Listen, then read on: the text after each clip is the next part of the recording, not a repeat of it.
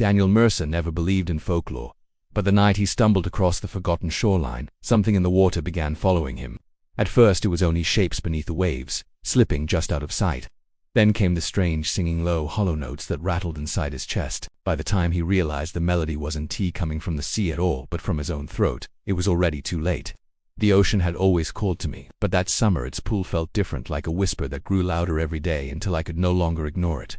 I had rented a small cabin near a forgotten stretch of coastline, far from the noise of crowded resorts and tourist beaches. The cabin itself was old and weathered, its wooden walls swollen with years of sea air, but its windows looked directly out onto the shore. I thought it would be perfect for peace and solitude. The locals in the nearest town had warned me about this place, muttering under their breath about strange tides and cursed waters. I smiled politely, pretending to take them seriously, but inside I dismissed their words as old superstition. The sea was just the sea, nothing more. At least, that's what I told myself. The first few days were quiet. I walked along the rocks, collected seashells, and watched the sun sink into the water. The evenings were my favorite. As twilight stretched across the horizon, the water turned into a black mirror, reflecting streaks of purple and red sky. On one of those evenings, something unusual caught my attention. At first I thought it was seaweed trapped in the tide, twisting and drifting with each wave, but when the water pulled back, it revealed a pale shape beneath the surface. My heart stopped for a moment. It wasn't seaweed, it was skin shimmering faintly as if touched by moonlight. I froze, unable to move, my eyes fixed on the figure below the waves. The shape shifted, moving with a fluid grace that no human swimmer could imitate.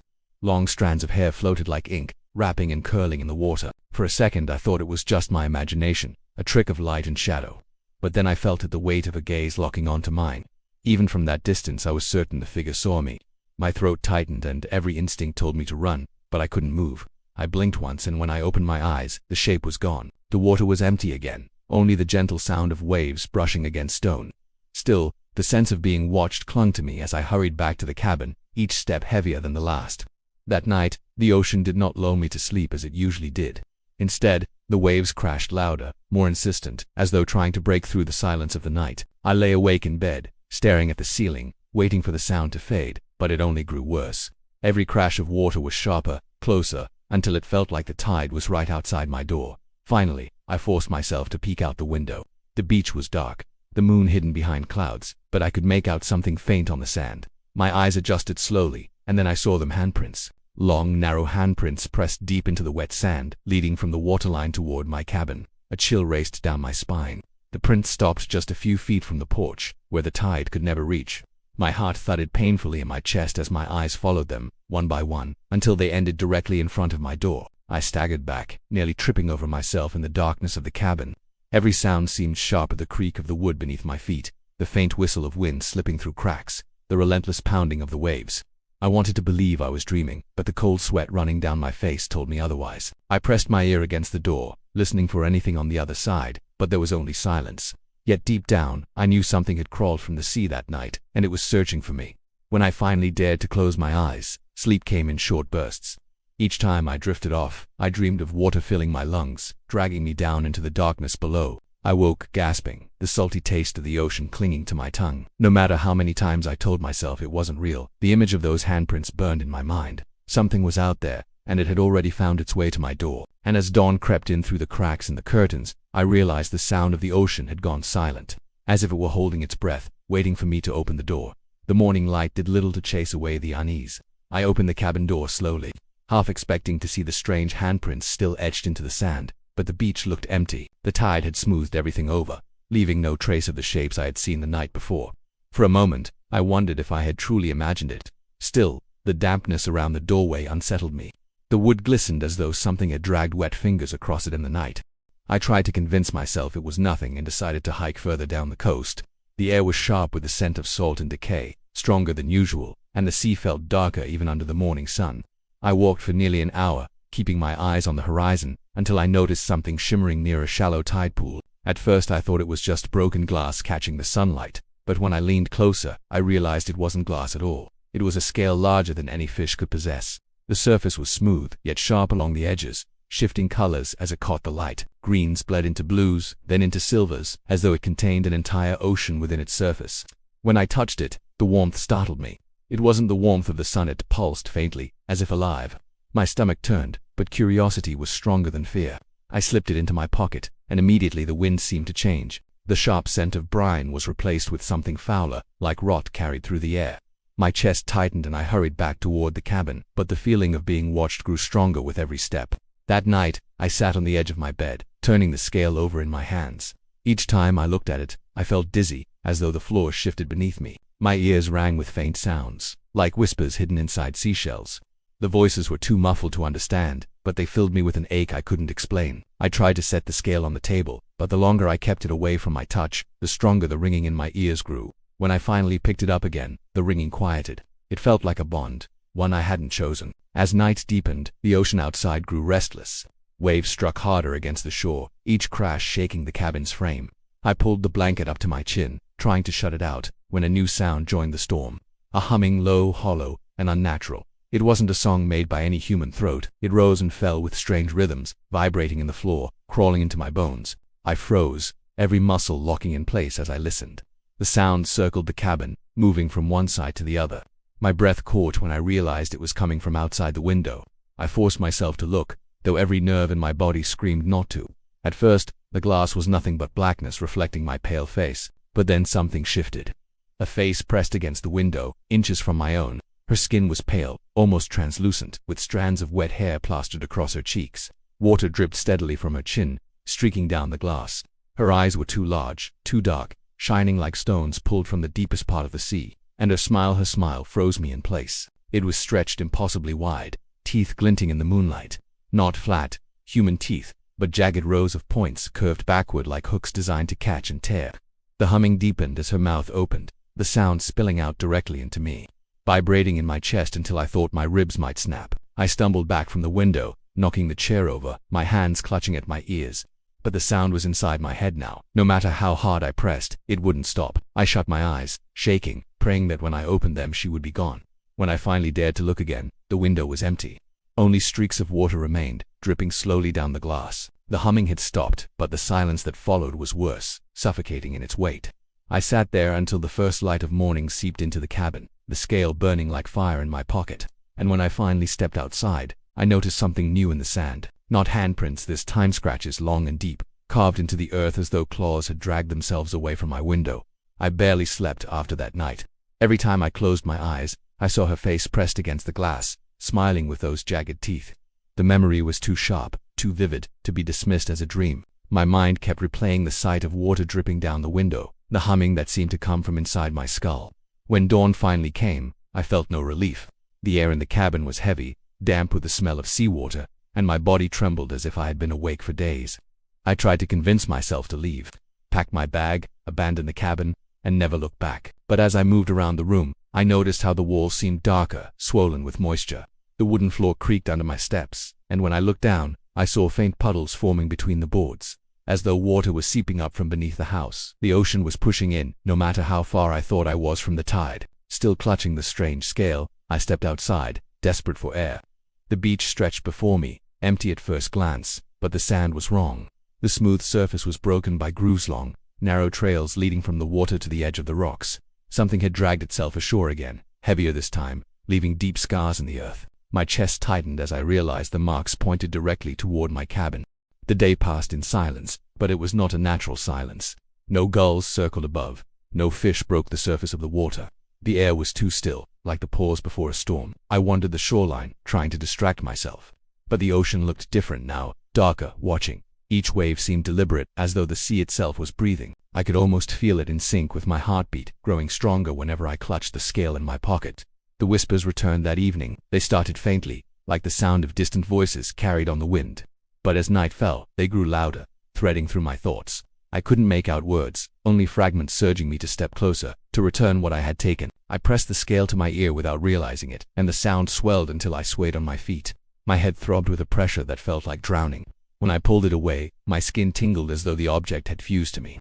By the time darkness settled, the ocean was restless again. Waves crashed violently, spraying mist high into the air. I should have stayed inside, but something in me couldn't resist. My legs carried me toward the water before my mind could stop them. Barefoot, I stumbled over wet stones, feeling them slice into my skin, but I didn't care.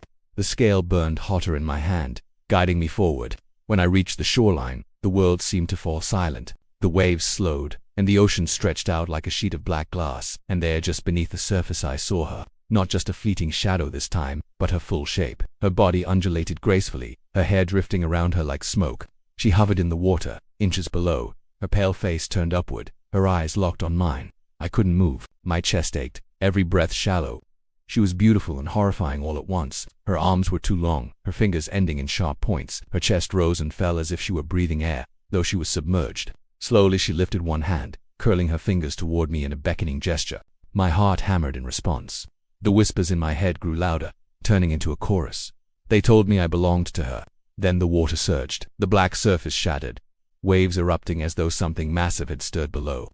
The force knocked me backward onto the rocks, pain shooting through me as my skin split open on jagged edges. I scrambled to my feet, gasping, but froze when I saw the ground around me. The stones and sand glistened red, slick with fresh blood. For a moment, I thought it was mine. But when I checked my wounds, they were shallow, too shallow to spill that much. My hands shook as I realized the truth. The blood wasn't coming from me. Something else had bled here. Something large. Something dragged onto the shore before I arrived, and as I turned my head toward the water, I swore I saw more than one silhouette moving beneath the surface. I couldn't shake the image of those shifting silhouettes beneath the water. They lingered in my mind long after I had stumbled back to the cabin, dripping with seawater and smeared with blood that wasn't mine. Every corner of the house felt wrong, damp with a suffocating heaviness that made it impossible to breathe freely. I locked every door, every window, though I already knew it was useless. Whatever I had seen at the shoreline didn't need an invitation to enter. The thought of that face at my window burned in my memory, the jagged teeth glinting in the dark. The hours passed slowly, each one louder than the last. The cabin walls groaned, as if they were being pressed from outside. The smell of salt filled the air, sharp and pungent, mixing with something rotten. I wandered through the rooms with trembling hands, listening to the sound of water dripping where no water should be.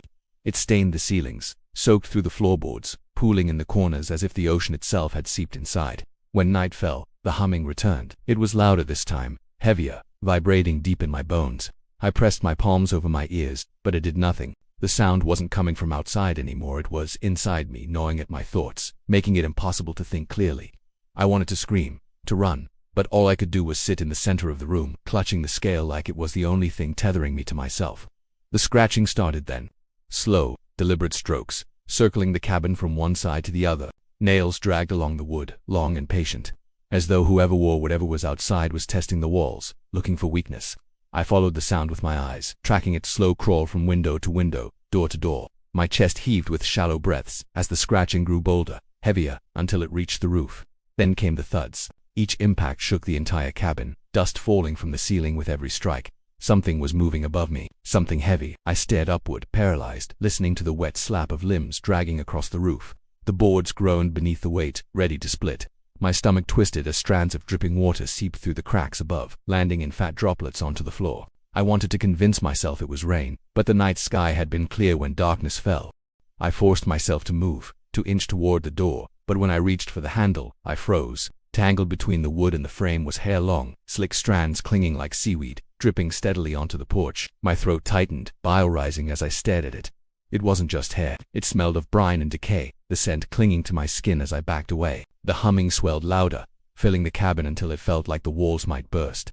I stumbled into the bedroom, slamming the door shut, even though I knew it wouldn't help. My hands shook violently as I pressed against it, my heart pounding so hard I thought it would burst from my chest. The sound was no longer just one voice.